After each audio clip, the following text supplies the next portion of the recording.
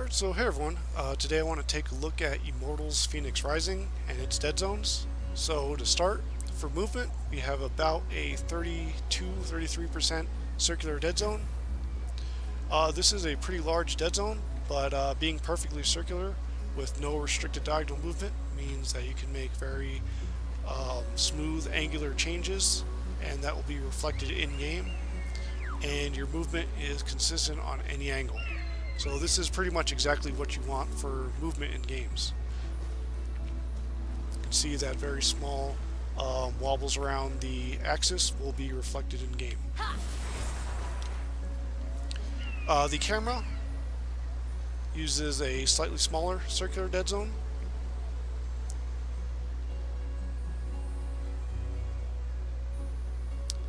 But you can see that there is quite a bit of restricted diagonal movement illustrated in blue.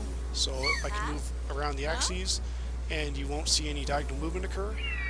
It isn't until you break out of this where you start seeing that happen. This widens up a bit near the dead zone, so you have to make a little more obvious angles before you start seeing diagonal movement occur at subtle movements. This is a little less obvious horizontally, but you can see that I'm bobbing up and down, but the camera's moving perfectly left, and if I point at a very obvious angle, it's still moving perfectly left. When I break out of this, you can start seeing diagonal movement occurring. The shaded region illustrates the acceleration threshold, so when I pass this range, see that the turn rate jumps up dramatically. When I leave it, it goes back down.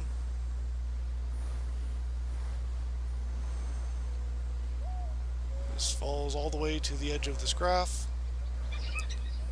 The range actually goes off this graph. You can see that it'll trigger here and then stop. It makes kind of a diagonal this way when off this graph.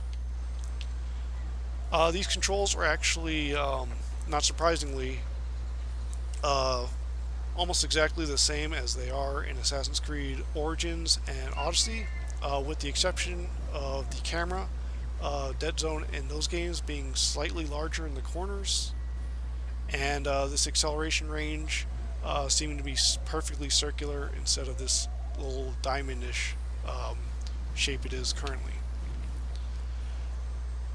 Now, I'm normally against these restricted diagonal movement regions in pretty much every context. I don't think that there's any benefit to them in most games, and definitely not in this game. However, they made the decision when aiming with a bow to remove them. So the dead zone is the same, but you can see now where this was restricted before, you can see diagonal movement is occurring right around the axis. So this is nice.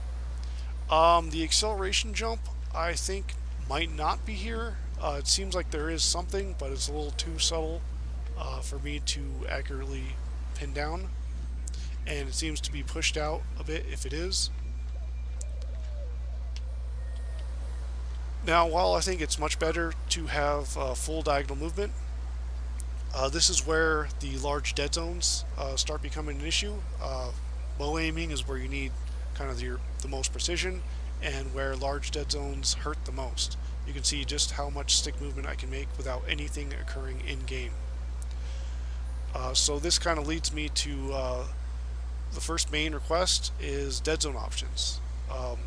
Lower dead zones greatly help accuracy, and having an option for bow aiming dead zone would really help this. Having separate options for movement, camera, and bow aiming would be something I'd request.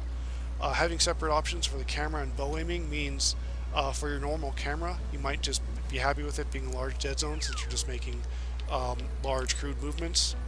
But when you aim down, you want that extra precision. So you could have it large to avoid drift for general purposes, and have it small when you want to make precise adjustments. Changing the graphs, I also changed the left stick dead zone to show the menu cursor. This is the exact same as naming dead zone, just a perfectly circular dead zone with full diagonal movement. And to demonstrate that, you can see that there is diagonal movement right around the axes. Now, the larger dead zone affects this as well, but given the cursor sensitivity, you're not really struggling to hit any of these icons. And there's quite a bit of generous auto aim or aim assist for a lot of these menus. You can see that it slows down when passing over these.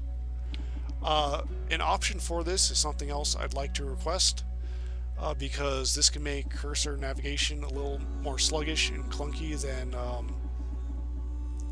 than it could be, and having a toggle for this, either combining it with the current aim assist option or giving it its own, would help let players control that based on their preference.